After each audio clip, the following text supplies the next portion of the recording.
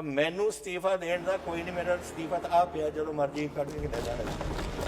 I am not bothered about ਅਸਤੀਫਾਸ। ਜਿਸ ਤਰੀਕੇ ਨਾਲ ਵਿਤਕਰੇ ਇਹਨਾਂ ਨੇ ਕੀਤੇ ਨੇ, ਜਿਸ ਤਰੀਕੇ ਨਾਲ ਗਰੀਬਾਂ ਦਾ ਪੇਟ ਤੇ ਤੁਸੀਂ ਲੱਤ ਮਾਰਿਓ, ਅਮਰਿੰਦਰ ਸਿੰਘ ਉਹਦੇ ਸਾਹਮਣੇ ਸਿਰ ਨਹੀਂ ਝੁਕਾਊਗਾ। I would like the Prime Minister to tell me ਇਨਸਾਫ constitutional guarantee ਦਿੱਤੀ ਗਈ ਸੀ ਕਿ ਸਾਰੀ taxation ਹੁਣ will be done by through the GST process, and we give a constitutional guarantee that every 3 months, ਹਰ 3 ਮਹੀਨੇ ਬਾਅਦ ਜੋ ਸਟੇਟਸ ਨੂੰ ਪੈਸੇ ਦੇਣੇ ਨੇ ਉਹ ਦਿੱਤੇ ਜਾਣਗੇ। 9,500 ਕਰੋੜ ਸਾਨੂੰ ਡਿਊ ਹੈ। Where are the constitutional ਗਾਰੰਟੀਜ਼? ਤੁਸੀਂ ਪਾਵਰ ਸਾਥੋਂ ਲੈ ਜਾਂਦੇ ਹੋ, ਫਿਰ ਤੁਸੀਂ ਉਹਨੂੰ ਇੰਪਲੀਮੈਂਟ ਨਹੀਂ ਕਰਦੇ। ਖੇਤੀਬਾੜੀ is a state subject, it comes here is the constitution of India. Entry 14 ਦੇ ਵਿੱਚ ਇਟ ਇਜ਼ ਸਟੇਟ ਸਬਜੈਕਟ। तो एंट्री 14 ਨੂੰ ਇਹਨਾਂ ਨੇ ਇਗਨੋਰ ਕਰਤਾ, ਔਰ 28 ਜਿਹੜਾ ਮਾਰਕੀਟਾਂ ਨੂੰ ਰੱਖਦਾ ਹੈ ਉਹ ਵੀ ਰੱਦ ਕਰਤਾ। ਇਹਨਾਂ ਨੇ ਆਰਟੀਕਲ ਸੈਕਸ਼ਨ 33 ਦੇ ਵਿੱਚ ਲੈ ਲਿਆ। 33 means trade is agriculture a trade.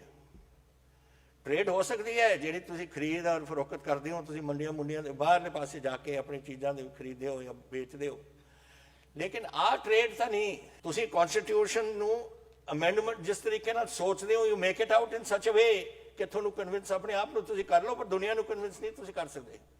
How can agriculture, ਅਗਰ ਮੈਂ ਕੱਲ ਨੂੰ ਜਾ ਕੇ ਉੱਥੇ ਮਟਰ ਬੀਜਦਾ ਐਂਡ ਆਈ ਯੂਜ਼ ਇਟ, ਕੁਛ ਮੈਂ ਸ਼ਾਇਦ ਜ਼ਿਆਦਾ ਮਟਰ ਹੋਣ, ਮੈਂ ਸ਼ਾਇਦ ਡਿਪਟੀ ਸਪੀਕਰ ਸਾਹਿਬ ਨੂੰ ਵੇਚਦਾ ਕੁਛ, ਜਾਂ ਮੈਂ ਆਪਣੇ ਵਾਸਤੇ ਕੁਛ ਰੱਖਣਾ, that is an agricultural produce which I am selling, not trade. तो ये trade ਨੂੰ under section 33 how they have brought it, मैं ਤਾਂ ਇਹ ਨਹੀਂ ਸਮਝ ਆਉਂਦੀ। ਪਹਿਲਾਂ ਤਾਂ ਐਕਸਪਲੇਨ ਕਰਨ। ਜਦੋਂ ਲੋੜ ਸੀ ਕਿ ਬਹਿਸ ਕਰੋ, ਪਾਰਲੀਮੈਂਟ ਦੇ ਵਿੱਚ ਬਹਿਸ ਨਹੀਂ ਕਰਾਈ। why didn't you ਬਹਿਸ ਕਿਉਂ ਨਹੀਂ ਕਰਾਈ? ਬਹਿਸ ਕਰਾਉਂਦੇ ਔਰ ਦੱਸਦੇ ਕਿ ਕਿਉਂ section 33 ਦੇ ਅੰਦਰ ਆਇਆ। ਬਟ ਉਹ ਬਹਿਸ, ਉਹਨਾਂ ਨੂੰ ਪਤਾ ਸੀ ਕਿ ਬਹਿਸ ਦੇ ਵਾਸਤੇ they have no legs to stand on। ਕੀ ਕਹਿਣਗੇ ਉੱਥੇ? ਲੋਕ ਸਭਾ ਦੇ ਵਿੱਚ ਬਹਿਸ ਨਹੀਂ ਕਰਾਓ, ਤੁਸੀਂ ਰਾਜ ਸਭਾ ਦੇ ਵਿੱਚ ਨਹੀਂ ਕਰਾਓ, ਕਾਨੂੰਨ ਪਾਸ ਕਰ ਰਹੇ ਹੋ। ਇਹ ਕਿਆ ਕਨਸਟੀਟਿਊਸ਼ਨ, ਵਾਟ ਇਜ਼ ਦਿਸ? ਫਿਰ ਇਹ ਸਦਨ ਕਿਉਂ ਬਣਾਏ ਹੋਏ ਨੇ ਅਗਰ ਤੁਹਾਨੂੰ ਤੁਸੀਂ ਬਹਿਸ ਨਹੀਂ ਕਰਾਉਂਦੇ ਉਹਦੇ ਵਿੱਚ? ਆਈ ਫਾਈਂਡ ਦਿਸ ਵੈਰੀ ਸਟ੍ਰੇਂਜ। ਔਰ ਮੈਨੂੰ ਇਹ ਨਹੀਂ ਸਮਝ ਆਉਂਦੀ ਇਹਨਾਂ ਨੂੰ ਕਿ ਗਵਰਨਮੈਂਟ ਆਫ ਇੰਡੀਆ ਦੀ ਕੀ ਸੋਚ ਹੈ ਔਰ ਕੈਸੇ ਚੱਲਣਾ ਚਾਹੁੰਦੀ ਹੈ, ਔਰ ਇਹ ਬੀਜੇਪੀ ਪਾਰਟੀ ਦੀ ਕੀ ਸੋਚ ਹੈ। ਲੋਕ ਭੁੱਖੇ ਮਰਨ ਤੋਂ ਅਸੀਂ ਬਚਾਏ। ਕਿਸ ਕਿਸਮ ਦੇ ਕੈਲਸ ਐਟੀਟਿਊਡ ਹੈ ਸਰਕਾਰ ਦੀ ਕਿ ਜੋ ਮਿਹਨਤ ਹੋ ਕੀਤੀ ਸਾਡੇ ਪੰਜਾਬੀਆਂ ਨੇ 70 ਸਾਲ ਤੋਂ, ਤੁਸੀਂ ਭੁੱਲ ਗਏ? ਹੁਣ ਤਾਂ ਕਿਉਂ ਕਰਤੀ ਇਹਨਾਂ ਨੇ? ਕਿਉਂਕਿ ਤੁਹਾਡਾ ਗੰਗਾ ਜਮਨਾ ਬੇਸਨ ਡਿਵੈਲਪ ਹੋ ਗਿਆ, ਉੱਥੇ ਚੌਲ ਦੀ ਪੈਦਾਵਾਰ ਹੋ ਗਈ। ਮੱਧ ਪ੍ਰਦੇਸ਼ ਦੇ ਵਿੱਚ ਕਣਕ ਹੋਣ ਲੱਗ ਗਈ। ਕਾਵਰੀ ਬੇਸਨ, ਨਰਮਦਾ ਬੇਸਨ ਸਾਰੇ ਡਿਵੈਲਪ ਹੋ ਗਏ, ਉੱਥੇ ਚੌਲ ਦੀ ਪੈਦਾਵਾਰ ਹੋ ਗਈ। ਤਾਂ ਛੱਡੋ ਪੰਜਾਬ ਨੂੰ, ਮਾਰੋ ਪੰਜਾਬ ਨੂੰ, ਖਤਮ ਕਰੋ ਪੰਜਾਬ ਨੂੰ। I would like the prime minister to tell me ਇਹ ਇਨਸਾਫ ਹੈ। ਇਹ ਬੜੀ ਅਫਸੋਸ ਦੀ ਗੱਲ ਹੈ ਮੈਨੂੰ ਕਿ ਜਦੋਂ ਤੁਸੀਂ ਲੋਕਾਂ ਨੂੰ ਵਰਤੇ ਹੋ। ਇੱਥੇ ਪੰਜਾਬ ਦੀ ਧਰਤੀ ਹੈ ਜਿਹੜੀ ਅੱਜ ਬਾਰਡਰਾਂ ਤੇ ਬੈਠੀ ਹੈ ਔਰ ਲੋਕਾਂ ਨੂੰ ਉੱਥੇ ਸਾਡੇ ਹਿੰਦੁਸਤਾਨ ਦੀ ਜਾਨਾਂ ਬਚਾ ਰਹੀ ਹੈ। ਇੱਥੇ ਸਾਰੀ ਹਿੰਦੁਸਤਾਨ ਦੀ ਫੌਜ ਪਿੰਡਾਂ ਤੋਂ ਆਉਂਦੀ ਹੈ ਔਰ ਉਹਨਾਂ ਦੇ ਪਰਿਵਾਰ ਅੱਜ ਖੇਤੀਬਾੜੀ ਕਰਦੇ ਨੇ। ਕੀ ਸੋਚ ਰਹੇ ਨੇ ਉੱਥੇ ਕਿ ਸਾਡਾ ਕੀ ਉੱਥੇ ਹੋਊਗਾ? ਸਾਡੇ ਟੱਬਰ ਕੈਸੇ ਜੀਣਗੇ? ਸਾਡੇ ਮਾਪੇ ਬੈਠੇ ਨੇ, ਸਾਡੇ ਬੱਚੇ ਬੈਠੇ ਨੇ, ਕੈਸੇ ਜੀਣਗੇ?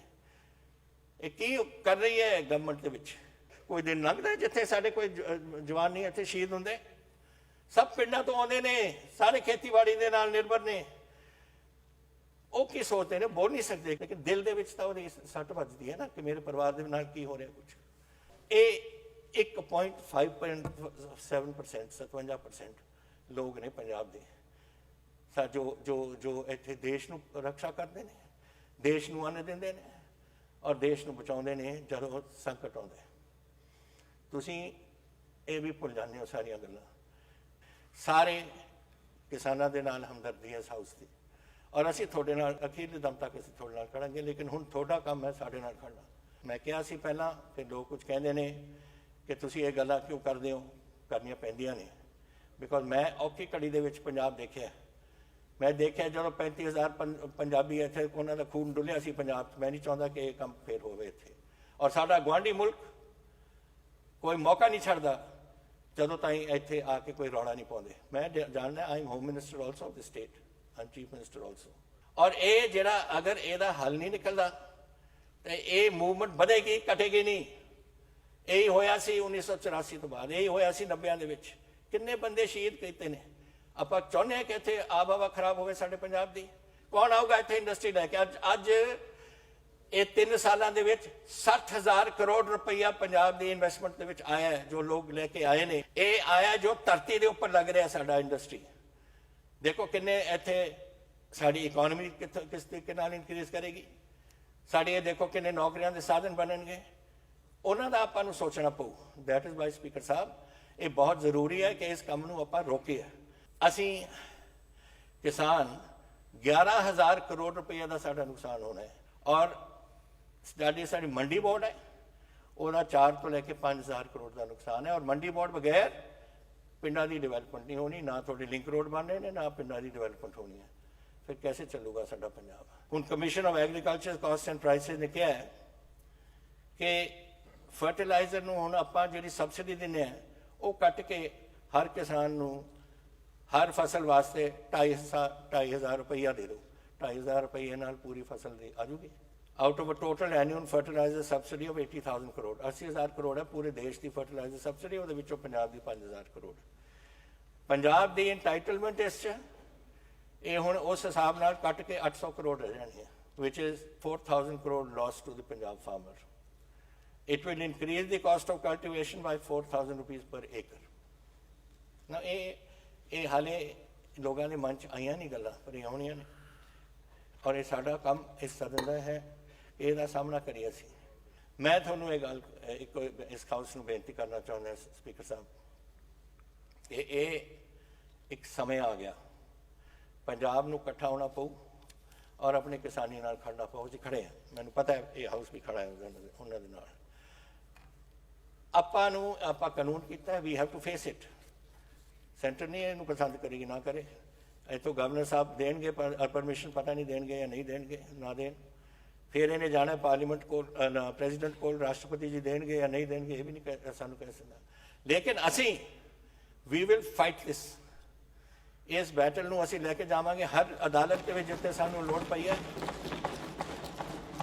ਇੱਕ ਗੱਲ ਮੈਂ ਆਪ ਦੇ ਰਾਹੀਂ ਦੱਸਣਾ ਚਾਹੁੰਦਾ ਇਸ ਹਾਊਸ ਨੂੰ। ਮੈਂ ਇਹ ਬਹੁਤ ਕੁਝ ਦੇਖਿਆ ਆਪਣੀ ਜ਼ਿੰਦਗੀ ਦੇ ਵਿੱਚ, 52 ਸਾਲ ਹੋ ਗਏ ਨੇ। ਜਦੋਂ